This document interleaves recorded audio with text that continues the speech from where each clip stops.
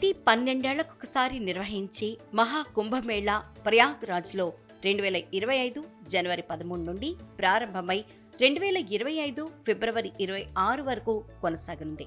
ఈ సమయంలో పవిత్ర గంగానది స్నానానికి యూపీలోని ప్రయాగ్రాజ్కు కోట్లాది మంది తరలివస్తారు. ఈ సందర్భంగా ఉత్తరప్రదేశ్ ప్రభుత్వం రాష్ట్రంలో మరో జిల్లాను ఏర్పాటు చేస్తున్నట్లు ప్రకటించింది. ఇప్పటివరకు ప్రయాగ్రాజ్ జిల్లా పరిధిలో ఉన్న ఈ ప్రాంతానికి ఇకపై కొత్త గుర్తింపు రానుంది. ఈ జిల్లా పేరు మహాకుంభమేళా. ముఖ్యమంత్రి ఆదిత్యనాథ్ అధికారులతో సమావేశమైన అనంతరం దీనిపై ఆదేశాలు జారీ చేశారు. అనంతరం ప్రయాగ్రాజ్ జిల్లా మేజిస్ట్రేట్ ఒక నోటిఫికేషన్ జారీ చేస్తూ ఈ విషయాన్ని ఒక ప్రకటన ద్వారా తెలియజేశారు. జనవరిలో రాబోయే కుంభమేళాను దృష్టిలో ఉంచుకుని ప్రభుత్వం ఈ నిర్ణయం తీసుకుంది. డిఎం జారీ చేసిన ఉత్తర్వుల ప్రకారం కొత్తగా ఏర్పాటైన జిల్లాను మహాకుంభమేళా జిల్లాగా పిలవనున్నారు. కుంభమేళాను సజావుగా నిర్వహించేందుకు పరిపాలనా పనులను మరింత మెరుగ్గా నిర్వహించడానికి ఈ నిర్ణయం తీసుకున్నట్లు ప్రభుత్వం ప్రకటించింది.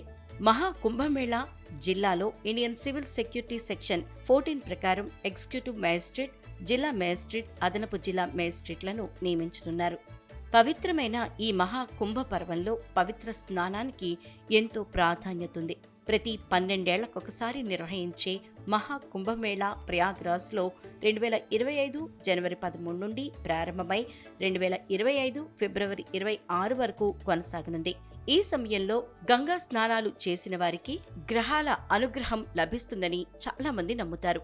అలాగే 29 జనవరి నాడొచ్చే అమావాస్యను మౌని అమావాస్య అని పిలుస్తారు.